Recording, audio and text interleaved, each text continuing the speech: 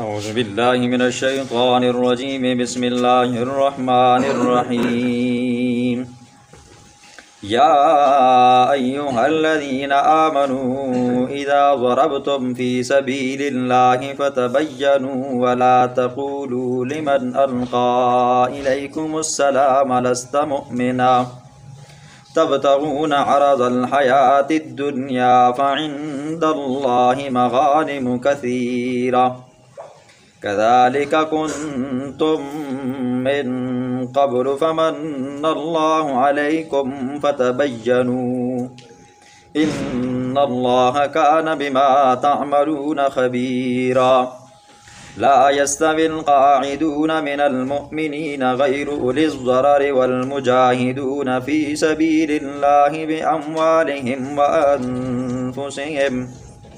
فضل الله المجاهدين بأموالهم وأنفسهم على القاعدين درجة وكلا وعد الله الحسنى وفضل الله المجاهدين على القاعدين أجرا عظيما درجات منه ومغفرة ورحمة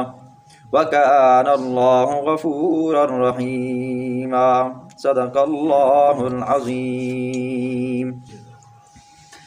بات چل رہی ہے جہاد کی، تو کل کے درس میں آپ نے سنا مسلمان کی یہ شان نہیں ہے کہ وہ اپنے کسی مسلمان بھائی کو قتل کرے، کسی مومن کو قتل کرے۔ اگر خطاً غلطی سے وہ قتل ہو چکا ہے تو فرمایا کہ اب اس کے اوپر لازم ہے وہ فدیہ دے اور کفارہ دے۔ آج کے درس میں اللہ رب العزت پہلی آیت کے اندر مسلمانوں کی جان کی حفاظت کا ایک قانون بیان فرمائیں گے۔ وہ یہ ہے کہ یا ایھا الذین آمنوا اذا ضربتم، و ایمان والو جب تم سفر کرو فی سبیل اللہ، اللہ کے راستے میں، فتبینوا تو پھر خوب تحقیق سے کام لیا کرو، ولا تقولوا لمن القى الیکم السلام لست مؤمنا، جو بندہ تمہیں سلام کرے اپنے آپ کو مسلمان ہونا ظاہر کرے، تم اس کو یہ مت کہو کہ تو مومن نہیں ہے، تو مسلمان نہیں ہے، تو کافر ہے۔ تبتغون عرض الحیات الدنیا، تم دنیا کی زندگی کو چاہتے ہو۔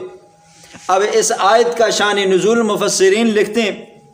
کہ حضور صلی اللہ علیہ وسلم نے ایک لشکر بھیجا حضرت غالب بن قصالہ رضی اللہ تعالیٰ عنہ کی کمان کے اندر۔ حضور نے فرمایا جاؤ فلاں علاقے کے اندر فلاں محاذ کے اوپر، وہاں پر جاؤ، وہاں پر کفار کے ساتھ تم نے کیا کرنی ہے جی، جنگ کرنی ہے۔ تو صحابہ وہاں پر پہنچے، وہاں پہ کیا دیکھتے ہیں کہ لوگ ہیں ہی نہیں، یہ لوگ پہلے سے بھاگ چکے ہیں، اور ایک بندہ ہے جو پہاڑوں سے اتر کر ان کی طرف آ رہا ہے۔ جب وہ آیا تو اس کے دل میں یہ چاہت تھی کہ میرے مسلمان بھائی آ چکے ہیں، اسلامی بھائی آ چکے ہیں۔ ظاہر بات ہے بندہ کفار کی قید میں پھنسو یا کفار کے علاقے میں ہو نا جی، وہ اپنے بندے کو، اپنے علاقے کے بندے کو، اپنے مسلمان کو دور سے دیکھ کر پہچان لیتا ہے۔ اس نے دیکھا کہ میرے مسلمان بھائی آ چکے ہیں، وہ آیا اور اس نے کہا السلام علیکم ورحمۃ اللہ وبرکاتہ، پھر اس نے کلمہ پڑھا اور بتانا یہ چاہتا تھا کہ میں مسلمان ہوں۔ حضرت اسامہ رضی اللہ تعالیٰ عنہ نے تلوار کھینچی اور سر قلم کر دیا۔ اب جب قلم ہوا تو کچھ صحابہ کے دل میں یہ بات آئی یہ تو مسلمان تھا، تو آپ نے اس کو قتل کر دیا۔ ایک صحابی نے کہا میں جا کر حضور کی خدمت میں یہ سارا واقعہ بیان کروں گا۔ وہ جب لشکر حضور کی محفل میں پہنچا تو صحابی نے کہا یا رسول اللہ ہم فلاں علاقے میں گئے، ایک بندہ ہمارے پاس آیا، اس نے سلام کیا، اس نے کلمہ شہادت بھی پڑھا، لیکن اسامہ نے اس کا سر تن سے جدا کر دیا۔ حضور نے فرمایا اسامہ کو بلایا جائے۔ حضرت اسامہ بلایا گیا۔ حضرت اسامہ نے کہا یا رسول اللہ، اب چونکہ وہ جنگی میدان تھا، محاذ تھا، اور میں نے یہ سمجھا کہ یہ اپنی جان بچانے کی خاطر، اپنی بکریاں ریوڑ بچانے کی خاطر اپنے آپ کو مسلمان ظاہر کر رہے ہیں، تو میں نے کیا کر دیا جی، اس کا سر تن سے جدا کر دیا۔ حضور نے فرمایا حل شققت قلبہ، اور اسامہ کیا تو نے اس کے دل کو پھاڑ کر، سینے کو پھاڑ کر دیکھا تھا کہ یہ اندر سے کافر ہے؟ تو حضرت اسامہ بڑے پریشان ہوئے، نادم ہوئے، کہا یا رسول اللہ اللہ سے دعا کیجئے میرے بارے میں اور اللہ مجھے معاف فرما دے۔ حضور نے فرمایا اسامہ اگر وہ بندہ دن قیامت کے اللہ کے دربار میں حاضر ہو اور وہ کہ ہے کہ کہ اللہ میں نے کلمہ پڑھا تھا اور مجھے اسامہ نے قتل کیا، تیری کیا حالت ہوگی؟ حضرت اسامہ رضی اللہ تعالیٰ عنہ بڑے نادم ہوئے، پریشان ہوئے۔ اس کے بعد جب کبھی بھی تلوار اٹھاتے تھے تو پہلے صحیح تحقیق کیا کرتے تھے، آیا یہ بندہ مومن بھی ہے یا نہیں ہے۔ تو یہاں سے یہ قانون ملتا ہے کہ کلمہ گو بندے کو جو عقیدے کے اعتبار سے بھی مسلمان ہو اور اپنے اعمال سے بھی مسلمان ظاہر ہوتا ہو۔ بندہ دیکھیں جب تک بندہ کلمہ پڑھتا ہے اور اس کے اعمال ایسے ہیں کہ وہ مسلمانوں والے ہیں تو اس کو بندہ کافر ہو نہیں کہہ سکتا۔ ایک بندہ مسلمان ہے، نماز نہیں پڑھتا، گناہ کبیرہ کرتا ہے تو ہم اس کو کافر نہیں کہہ سکتے جب تک کہ اس کا عقیدہ یا اس سے کچھ ایسے افعال صادر نہیں ہوں گے جو اگر وہ نفی کرتا ہے تو پھر ہم اس کو کافر ہی کہیں گے۔ تو کافر کو کافر کہیں گے۔ جیسے کیا ہے قائدینی ہے، اپنے آپ کو مسلمان کہتے ہیں، کلمہ پڑھتے ہیں،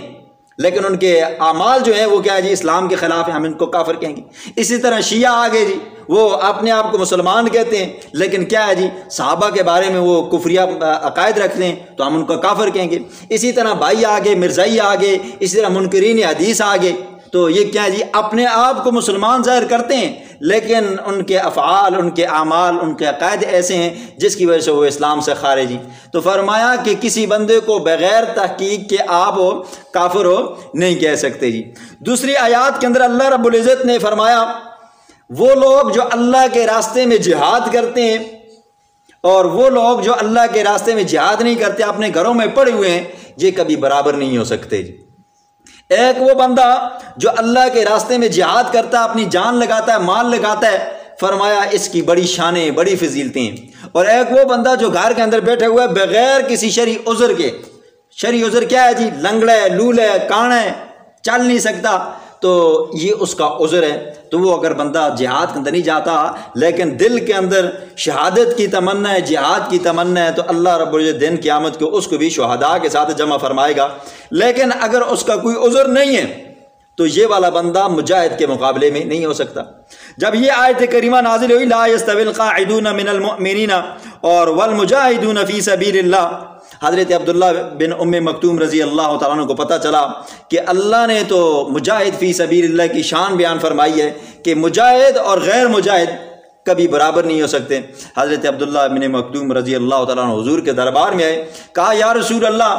دل میں چاہت بھی ہے، تڑپ بھی ہے اور خواہش بھی ہے، کاش کہ نبینا نہ ہوتا، آنکھوں میں بینا ہوتی، آنکھوں سے دیکھتا ہوتا تو میں جہاد میں شریک ہوتا۔ تو اللہ نے حضرت عبداللہ ابن ام مکتوم کی اس حسرت کو دیکھ کر اللہ نے فرمایا غیر اولی الضرر، یہ الفاظ کا اضافہ فرمایا کہ جب تک کہ بندہ شرعی معذور نہ ہو اس وقت تک اگر وہ بندہ گھر کے اندر ہے تو وہ تو برابر نہیں ہو سکتا، اگر شرعی عذر ہے تو وہ کیا ہے دن قیامت کے ساتھ ہوگا۔ پھر اس آیت کا شان نزول مفسرین ہے کہ یہ بھی بیان فرماتے ہیں اللہ کے پاک پیغمبر نے غزوہ تبوک 9 ہجری کو ایک غزوہ ترتیب دیا اور اس کو بھیجا حضور صلی اللہ علیہ وسلم نے جہاد کے لیے، ساتھ میں حضور صلی اللہ علیہ وسلم خود بھی ہیں۔ اور اتنا سختی کا یہ غزوہ تھا کہ نہ صحابہ کے پاس پہننے کے لیے جوتے تھے اور نہ موسم ٹھنڈا تھا بلکہ موسم بڑا گرم تھا، ریتلا علاقہ تھا، صحابہ جا رہے تھے اور اوپر سے فصلوں کی بھی کیا تھی بالکل تیاری تھی فصل بھی بالکل تیار تھے اور مالی اعتبار سے صحابہ بڑے کمزور تھے تنگی تھی۔ اور جب صحابہ وہاں پر گئے، جاتے جاتے راستے کے اندر بڑی شدت سے پیاس لگی تو کچھ صحابہ بے ہوش ہو گئی۔ حضور صلی اللہ علیہ وسلم نے کہا لشکر کے اندر پانی ہے یا نہیں ہے، تو 2 صحابہ بے ہوش ہوئے، پتہ چلا کہ لشکر کے پاس پانی بھی نہیں ہے۔ اب حضور صلی اللہ علیہ وسلم نے فرمایا کہ اونٹ ذبح کیا جائے، اونٹ ذبح کر کے ان کی جو اوجری ہے اس کو نچوڑا جائے ان کے منہوں کے اندر، حالت اضطراری تھی تو صحابہ کے منہوں کے اندر وہ نچوڑی گئی، بے ہوشی سے بچایا گیا۔ تو صحابہ بیٹھے ہوئے تھے، حضور صلی اللہ علیہ وسلم نے فرمایا اور میرے صحابہ کہ آپ بھی اللہ کے راستے میں جنگ و جدال کے لیے نکلے ہو، آپ بھی، اور مدینے کے اندر کچھ لوگ ایسے ہیں آپ کا مقام اور ان کا مقام برابر ہے۔ صحابہ نے کہا یا رسول اللہ اتنی سخت گرمی ہے، مالی اعتبار سے ہم کمزور ہیں، اور یہ ہے کہ چلتے چلتے ہمارے پاؤں کے تلوے بھی جل چکے ہیں، کھیش بھی اتر چکی ہے، اوپر سے چمڑی بھی جل چکی ہے، ناخن بھی اتر چکے ہیں، اور ہماری حالت یہ آ چکی ہے ہم بے ہوش ہو رہے ہیں، پینے کے لیے پانی نہیں ہے، کھانے کے لیے کوئی سامان غلہ نہیں۔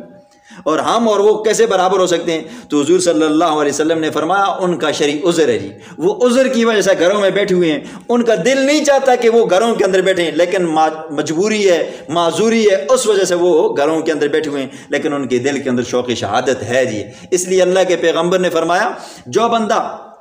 جہاد نہیں کرتا تو اور اس کے دل کے اندر جہاد کی تڑپ اور نیت بھی نہیں ہے، فرمایا مات علی نفاقن، وہ منافقت کے شعبے کے اوپر فوت ہو گیا جی۔ اسی لیے بندہ ہر وقت شوق شہادت دل میں رکھے جی۔ فرمایا کہ کسی بندے کو کلمہ گو مسلمان کو بغیر تحقیق کے کافر مت کو، اور دوسرا یہ ہے کہ اللہ کے راستے میں لڑنے والا اور گھر کے اندر بغیر عذر کے بیٹھنے والا کبھی برابر نہیں ہو سکتے۔ اللہ دونوں بندوں کو، اللہ کے راستے میں لڑنے والا اور گھر کے اندر بیٹھنے والا، دل میں شوق شہادت ہے، اللہ نے فرمایا میں ان دونوں کو فضیلت بخشتا ہوں۔ پہلے کو فضیلت اس اعتبار سے وہ جہاد کے اندر شریک ہوئے، اور دوسرے کو فضیلت اس اعتبار سے اس کے دل کے اندر شوق شہادت ہے اور دل کے اندر ایمان ہے،